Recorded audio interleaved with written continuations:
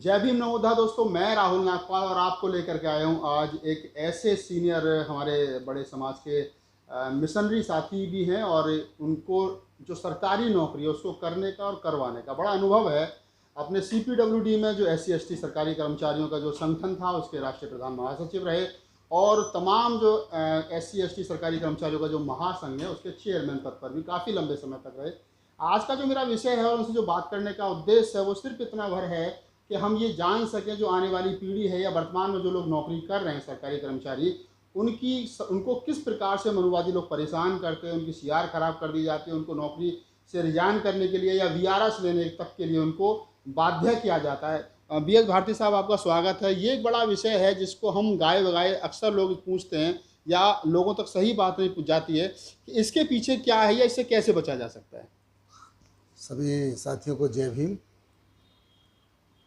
सबसे पहले तो मैं धन्यवाद करता हूँ राहुल नागपाल जी का कि उन्होंने मुझे मौका दिया आपके बीच अपनी बात रखने के लिए। दोस्तों, सबसे बड़ी जो विडंबना है वो ये है कि पैदा होने से लेकर मरने तक हम लोगों को दोम दर्जे का नागरिक माना जाता है। ये ही स्थिति सरकारी नौकरी में भी है। जब हम सरकारी नौकरी में आते हैं, चाहे हम कितनी भी अच्छी परसेंटेज लेकर के आएँ, किसी ने भी, क्योंकि सभी लोग ज़्यादातर इंटरव्यू छोड़िए, पूरा जो सिस्टम एग्ज़ाम देते हैं उसमें अच्छी मेरिट से पास होकर के आते हैं। उसके बावजूद भी डिपार्टमेंट के अंदर, उसके ऑफिस के अंदर, उसको सबको पता होता है ये किस समाज से बिलोंग करता है। SC से है, ST से है, तो उनके दिमाग में एक ही बात होती है कि यार ये तो अपने ऐसे ही रिजर्वेशन के बेस पे आ गए हैं, इनके अंदर ना अकल है और ना इनको इतनी होनी चाहिए कि भाई इनको नौकरी मिलनी चाहिए थी, ये तो इनको दे दी गई। एक दया का पात्र माना जाता है उसको। अब रही बात CR की, जो आदमी CR लिखता है, आप कितनी भी मेहनत से काम कर रहे हैं, उसके दिमाग में एक चीज़ आती है कि यार बाकी सबको अगर एक्सीलेंट पे कोई चीज़ प्रमोशन मिल रही है तो इसको तो वेरी गुड पे मिल जाएगी।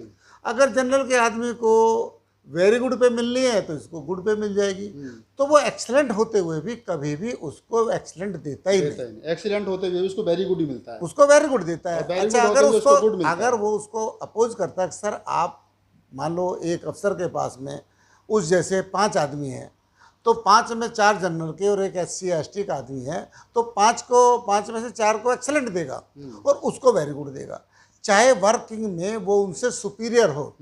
अगर उसने ऑब्जेक्शन किया कि सर ये तो गलत है आपने, तो वो उसको कहते हैं तेरे को क्या फर्क पड़ता है, तेरा तो परमिशन हो ही जाएगा, तेरा तो इनसे पहले प्रमोशन हो जाएगा, तो क्यों टेंशन लेता है। उसको उसकी मेहनत का भी नहीं मिलता। ना, कभी भी नहीं मिलता। और ये चीज़ हर डिपार्टमेंट में, हर मिनिस्ट्री में लागू होती है। हम लोग क्योंकि सब लोगों के उसमें रहते हैं तो अक्सर हम खुद देखते हैं कि इवन की, और छोड़िए, जो हमारे अपने अफसर होते हैं वो भी अपने साथियों को उनकी काम के हिसाब से CR नहीं देते। अपने अफसर भी नहीं देते। अपने अफसर के सामने कौन सी ऐसी मतलब कुछ नहीं होता है, वो दूसरे को दे देगा जनरल को, उससे कहता है यार तू तो मेरा अपना, अगर मैंने तेरे को दी तो लोग जो है ना ये कहेंगे देखो यार अपने की वजह से दिया है, इसलिए तू चिंता ना कर, तो तुझे क्या फ़र्क पड़ रहा है, तेरे तो प्रमोशन हो जाएगा ना वेरी गुड पे।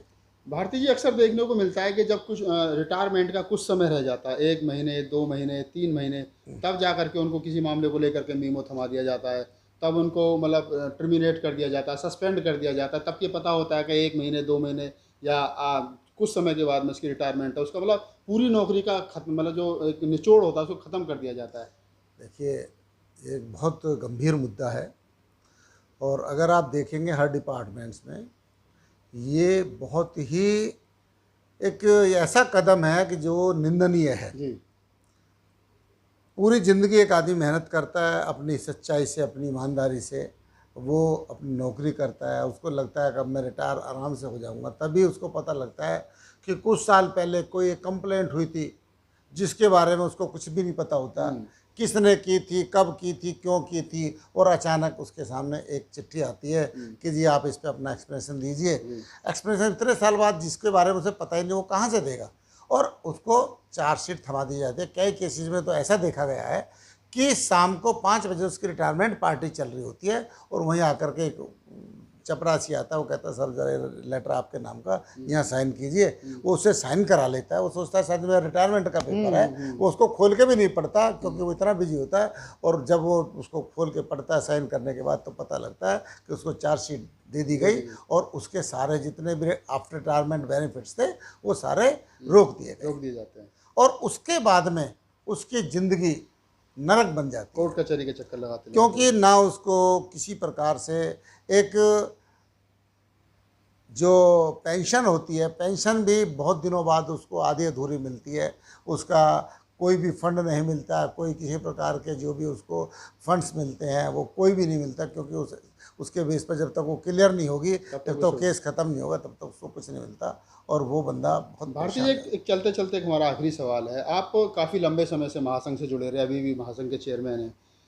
सरकार के पास नौकरियां नहीं हैं, रिजर्वेशन और प्राइवेट सेक्टर में रिजर्वेशन नहीं है। आप लोग प्राइवेट सेक्टर में रिजर्वेशन की मांग करते रहे, रिजर्वेशन एंड प्रमोशन की मांग करते रहे, सरकार के कान पर जूं नहीं रेंग रही है।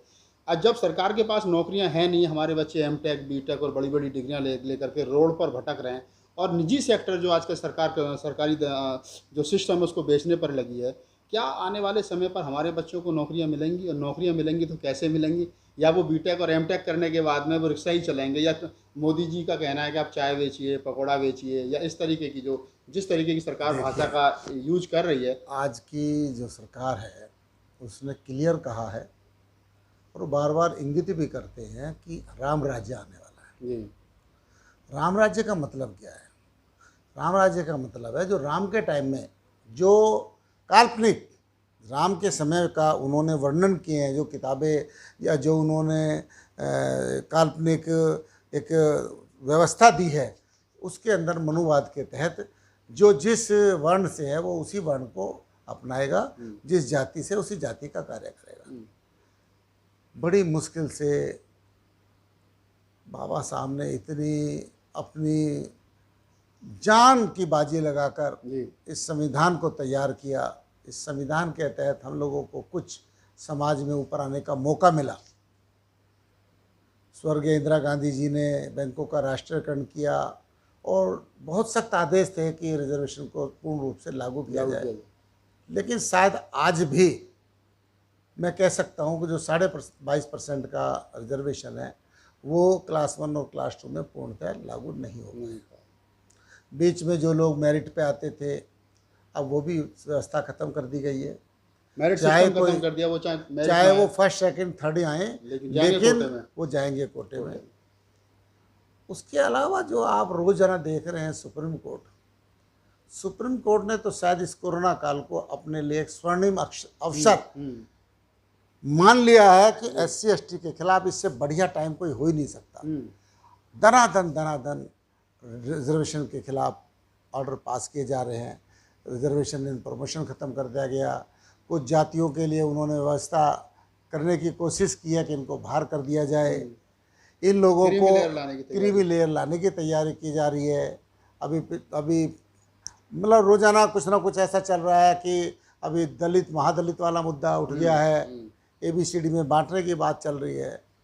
अभी हमारे माननीय प्रधानमंत्री जी जो शायद संविधान से ऊपर अपने आप को मानते हैं, मैं तो यही कहूँगा शायद वो संविधान से ऊपर अपने आप को मानते हैं, वो नई चीज़ पेश कर रहे हैं। उन्होंने कहा है कि जो सिविल सर्वेंट्स होते हैं उनके लिए एक अलग, उसमें उन्होंने क्लियर एक वर्ड यूज किया है कि भारतीय संस्कृति। अब सिविल सर्वेंट का संस्कृति से क्या लेना देना, उसे धर्म से क्या लेना देना? इसका मतलब है कि उसको धर्म के पाखंडवाद में भी जकड़ा जाएगा, जिससे कि वो कोई भी अपने बुद्धि से काम ना कर पाए। वो केवल हिंदू धर्म की बात करे, हिंदुत्व की बात करेगा। उनको भी बैकडोर से एंट्री दी जा रही है। अगर आपने पिछले दिनों देखा होगा 10 ज्वाइंट सेक्रेटरी इन्होंने डायरेक्ट लिए, जो कि इस व्यवस्था के पूर्णतः खिलाफ है। कोई भी सिविल सर्वेंट बगैर UPSC पास किए आ ही नहीं सकता। लेकिन आज जो सरकार की मानसिकता है, इतनी मनमर्जी, इतनी बेलगाम सरकार हो चुकी है, वो किसी को कुछ समझते ही नहीं है। विपक्ष नाम की कोई चीज़ बची नहीं है जो इस चीज़ का विरोध कर पाए। SC ST एसोसिएशंस हैं, वो आपस में इतनी ज़्यादा वो है कि वो एकजुट होकर के लड़ नहीं पा रही हैं, और हम लोग अपने आप को असहाय महसूस कर रहे हैं। और इस देश की सरकार अपनी मन मर्जी से इस रिजर्वेशन को ख़त्म करके बिल्कुल ये चाहती है कि लोग जो जहाँ जैसे है, देखिए नौकरी ख़त्म है, नौकरी आ नहीं रही। अभी इन्होंने 56J का, अगर आपने कल का वो देखा हो, बहुत सख्ती से उसको लागू करने की बात की है। 50/55 और 30 ईयर्स ऑफ सर्विस जिसकी पूर्ण होगी है, उसको गवर्नमेंट जब चाहे CR के बेस पे निकाल दे। CR के बेस आपने अभी बात की, क्योंकि जब CR में किसी को अगर नौकरी करने के लिए 3 मान लो एक्सीलेंट और 2 वेरी गुड चाहिए, तो जिस आदमी की 3 वेरी गुड और 2 गुड होंगी, उसे कहाँ से, वो तो निकल ही जाएगा।